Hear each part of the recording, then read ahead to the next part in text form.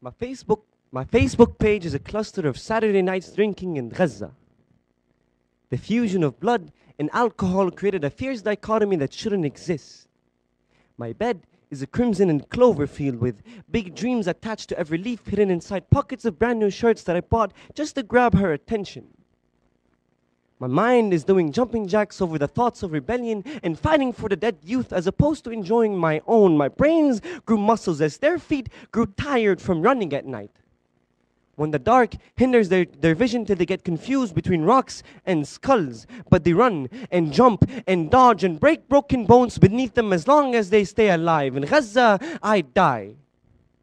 Every day, reading the reports, calculating the number of deaths over minutes spent online, surfing the web, jumping from one page to the other, hoping that I could find something to hang on to. In Gaza, I die. When I see mothers, desperate and flustered, trying to cheer their children up in a hopeless case, but nothing would cheer the child up like a piece of cake, so they bake them a cake out of their broken limbs. They gather the tears they've cried on white cloth to make them soup. They chip a piece of their heart every other night, because that heart will hurt when they call their children and they cease to answer, because that same heart will shatter like rockets in the Palestinian sky when they prepare food for 5 and no one's left to eat. In Gaza, I die. I was once 4 years old. In Gaza, I die. I married your mother at the age of 16. I got you and your sister before I was 25. In Gaza, I die. He smiled at me. Last night, in the shelter, he smiled at me and I smiled back. But not the smile that would show that I'm infatuated, but definitely interested. In Gaza, I die. She's so into me. But in Gaza, I wish I could ever live. And even if I survive, that doesn't mean that I'm alive. So here's for those who do. Here's to the poets. Here's to the lives that started and ended in short sentences, hiding behind the words and the commas in between the line. There's a space. There's a space for poets to dream and dissect dreams, to explore the heights of the rationale and the depth of their emotions, like teleporting from the tops of Adonis to the bottom of dark alleyways in Hamra. Here's to the artists. Here's to the works of art forgotten on sharp corners between margins of their copybook and light emerging from their classroom windows. Here's to the scribbles that brought life when living seemed impossible. Here's to the outcasts. To the girls who read comic books about their favorite superheroes, hiding behind cashmere scarves and ripped jeans, reading only 6 words at a time because the area of a flashlight covers just enough to get her wondering. To get her to forget how her tight jeans left scars on her untouched thighs and how her feet were painted red before and after she had to wear twin towers to walk in. Here's to the jokers, to the unappreciated laughter, to whatever happens after. Here's to the grand stages you've built out of 2 desks put together and a pencil eraser microphone. Here's to you. Here's to us. To our shattered talents and lost souls.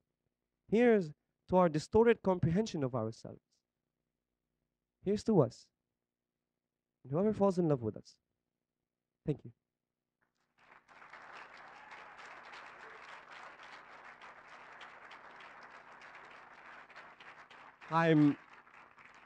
So my name is MAJD SHIDIAC. I've been writing spoken word poetry for the past 8 years.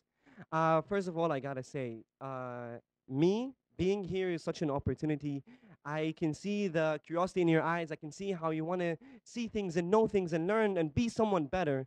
And I am actually really honored to be amongst people like you guys. So since we're all sharing today, I am gonna share with you something that I haven't ever shared before. It's actually a secret. My poetry is plagiarized. None of this is mine. Not really. But if you want it to be, I mean, Afif is such an awesome poet. In all cases. But still, my poetry is plagiarized. None of this is mine. I steal the words from the back of your head to the glass green windows up front. So if you ask me why I stare all day, it's because I'm window shopping for life. In your eyes, you bring life to my poetry. You are the life in my poems. My poetry is plagiarized. I never got a copybook to class, but with you, I'm writing notes. I don't believe that I'm worthy of your words, that I thought that maybe if I share them with the world, that everyone would see how beautiful they are and how unworthy I am. Because I've been studying the literature of your laughs, the lyrics of your love, the lullabies of your goodbyes. When your eyes are just ready to sleep, so they rest on the corners of your eyelids, I can see the sky bending just to get one last glimpse, just to read one last verse of the poems that you wrote on my papers, just to read one last line of the stories that I engineered, but you architected, of the stories that I entertained, but you perfected, of the stories that I never got to finish.